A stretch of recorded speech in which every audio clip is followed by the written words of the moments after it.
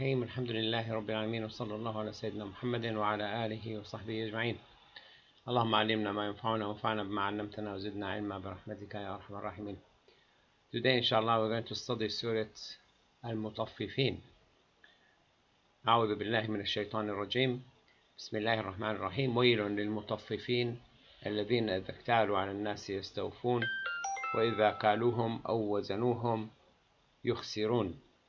So the surah was revealed, some scholars say revealed in Mecca, because the majority of the surah is talking about the belief in the hereafter and what's going to happen to people who disobey Allah Azza wa Jal.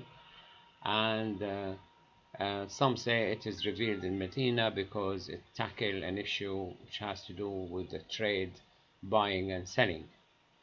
And some say it's being revealed at the beginning of the Medina time, when the Prophet ﷺ went to Medina, and he found that the traders in Medina were cheating with the weight and the measures.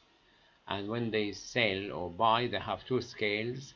One scale they use to buy, and they take more than what they deserve to, and one scale to measure when they sell, and they give less than what they should. So Allah revealed this surah, and from that time Medina people changed completely, and many people say they are, until now they actually take less and give more. And sometimes when you buy from them, you feel that you are taking too much, and you ask them to take some of the weight because they gave you more than what you deserve. It has important implication on the life at this time, because this is the time when a lot of people, a lot of organizations, a lot of governments paint with two brushes. They are double standards. When it comes to them, they measure things differently than when things due to other people. So I started because of the Facebook, inshallah, people watching.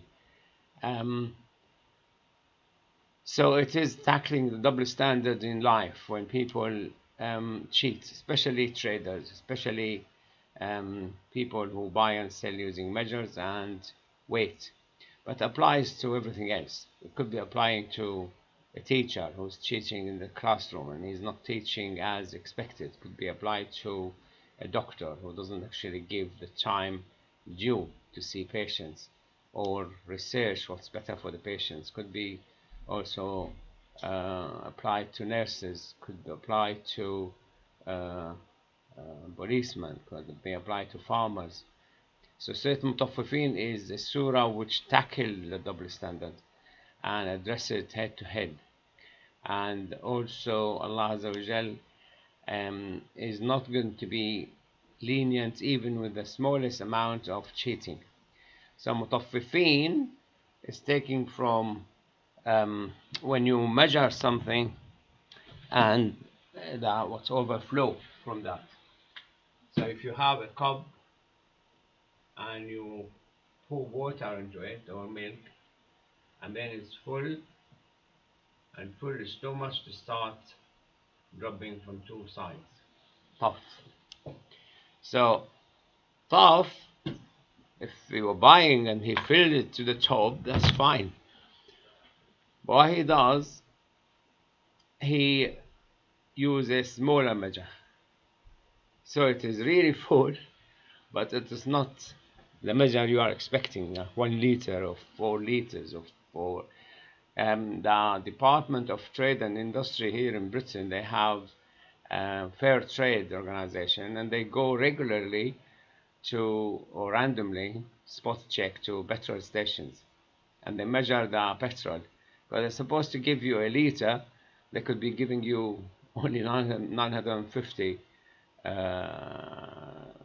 like 5% less. And they check, obviously, standard with the milk bottles and cartoon and things like this, and the weight as well. They check the weight. And so the Prophet ﷺ, when he came to Medina, they were doing that. I have two scales. In fact, we had a video who videoed the trader secretly, and he will be selling you like 1 pound or 2 pounds of things or 3 pounds, but he has 1 pound 50 in one scale. Sorry, it would be 1 pound minus 50, like 400 grams in bags already measured, and he put them under the table. So he goes and measures whatever you want, and you saw that weight, and he take it with his hand under the table, and he take that other bag out. So people have all sorts of ways. But now the cheating goes on in banks, in building societies, in schools, and also over the places. So it applies, and here Allah addressing the small measures because they are not noticeable. We went to a market in Tunisia to buy a earring for my wife, and he sold us 10.5 grams earring, but my wife wanted a bigger one. He said my brother has. So we took the earring and we went to his brother, and he said, do you have one like this but bigger? So he measured it because he wanted to know how much is it, and it happened that I went and looked into the measure, and it was 9.5 grams. It wasn't 10.5. So I said, I'm not going to buy from you or your brother, and we walked away. I mean, if we were probably residents, we could have complained or went to the Office of Fair Trade and things. We were not seeing the scale in the first one, but when I spotted the scale in the second one, it was 1 gram less. 1 gram of gold lace, it's 40 pounds more expensive because 42 pounds a gram. So here Allah is addressing this issue, which is cheating when you buy or sell. And you have two measures. When you are buying, you take more. When you are selling, you give less. So Allah addressed it, وَيْلٌ لِلْمُطَفِّفِينَ. And he went on in the second page telling us about why ويل للمطففين الذين إذا اكتالوا على الناس يستوفون وإذا كالوهم أو وزنوهم يخسرون.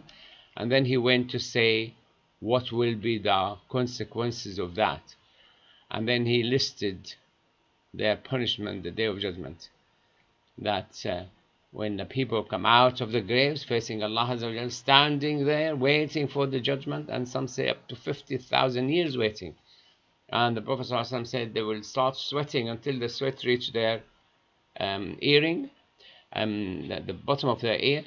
And he described here what their punishment will be, and he described all their deeds will be written in a book which was numbered and not going to be changed.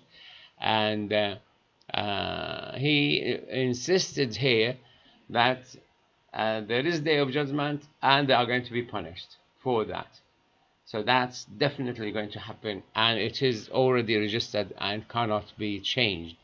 And there will be barred the day of judgment from seeing Allah Azza wa Jal, and they will be in hellfire, and this will be the punishment for their lying and cheating. And then he goes back to talk about the good people, the good doers, and the benefit they will get the day of judgment, and how they will be in the highest places in Jannah, and how will be entertained with a lot of food and drink and a lot of beautiful scenes, and they're always resting, always looking. They don't even need to think, which is really amazing. ينظرون. I mean, you could be looking here, but your brain is really worried about the school, about the exam, about the food you're going to buy, about the results of your health, and about the x-ray you had done, about the MRI scan, about what your brother is going to say, what your boss is going to do, your trip to this, your trip to that.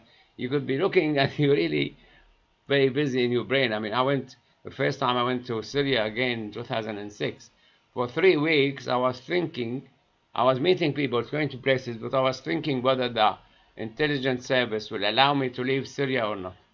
I never enjoyed a minute of that stay, although I was there. But in Jannah, you will be enjoying everything you're looking at, and you will see the delight in their faces, and how beautiful their life is going to be.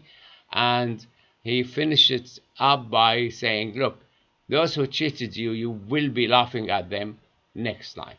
So next life you will be al-Iraqi, you're sitting, and you will have access to unbelievers. You will be talking to them and witness that this is the punishment of their deeds. So فَالْيَوْمَ الَّذِينَ آمَنُوا مِنَ الْكُفَّارِ يَضْحَكُونَ. Could be like in this life, people who are not believers laughing at you. Their judgment, you will be laughing at them. We will stop here.